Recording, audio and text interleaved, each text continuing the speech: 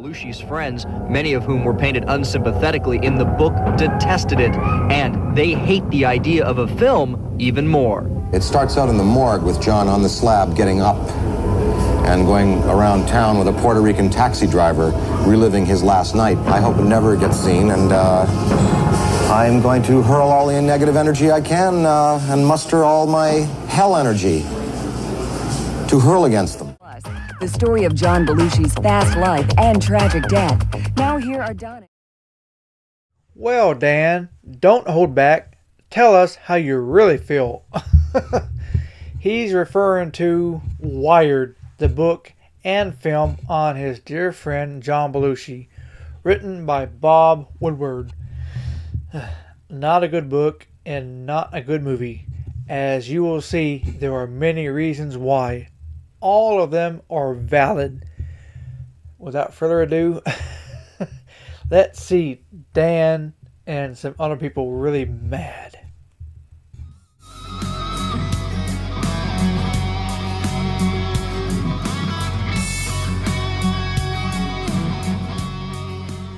It was 7 years ago in March 1982 that John Belushi died of a drug overdose in a Los Angeles bungalow. His death created headlines in the tabloids and attracted attention, including that of Bob Woodward. Woodward's book, Wired, created controversy when it was published. The movie is creating even more. Wired is the story of the drug-drenched short life and fast times of John Belushi. It's based on Bob Woodward's scathing book about a man out of control and the people around him who either couldn't or wouldn't help. Belushi's friends, many of whom were painted unsympathetically in the book, detested it, and they hate the idea of a film even more. It starts out in the morgue with John on the slab getting up and going around town with a Puerto Rican taxi driver reliving his last night. I hope it never gets seen, and I'm going to hurl all the negative energy I can and muster all my hell energy to hurl against them. So my thunderbolts are out on this one. But Belushi's friends are doing more than hurling verbal thunderbolts. Early on, Dan Aykroyd, Bill Murray, and others close to Belushi reportedly threatened the movie's producer with lawsuits if their names were used in the picture. John's brother, James Belushi, allegedly stormed into the producer's office and trashed his desk in anger. And on the set of another Aykroyd film, an actor was apparently canned because he had had a part in Wired. As you might expect, all this is pretty heady stuff for newcomer Michael Chiklis, the actor given the job of bringing Belushi back. These guys have very personal feelings invested here, and it's not for me or anyone else to question their feelings. You know what I mean? Their feelings are their own, and they have every right to them. And I'm not apologizing for what I did at all, don't get me wrong. I believe in what we did, and I loved playing John. Hey look, it's Commish. I don't blame Michael. He did an okay job for what was on the paper, but he could have handled that differently. I'm not apologizing. But Chiklis may be underestimating the forces against Wired. LA Times reporter Nina Easton believes Hollywood's top talent agent may have attempted what amounts to movie murder. The most powerful talent agent and agency in town, that's Mike Ovitz and Creative Artists Agency, and his clients, including Jim Belushi and Dan Aykroyd and other Belushi friends, didn't want the film made. And so you could argue that they tried to kill it. Michael Ovitz of CAA represented Belushi and still represents his brother James, as well as Aykroyd and Murray. According to Easton, Ovitz was so distraught by the film, he put pressure on some companies not to distribute it. And when one company, New Visions, decided to pick up Wired anyway, Ovitz allegedly killed the deal by threatening to keep big-name stars out of other New Visions pictures. If they don't want a project made, they can threaten to withhold their talent on future projects or on that project. I mean, they have a lot of influence, especially in a town that is so wedded to brand names, that is very, very fixated on having big names that will open the picture the first weekend. Michael Ovitz declined our request to appear, but flatly denies the LA Times report, as do officials of New Visions. The producers of Wired told us they'd rather not contribute to the controversy this close to the picture's release.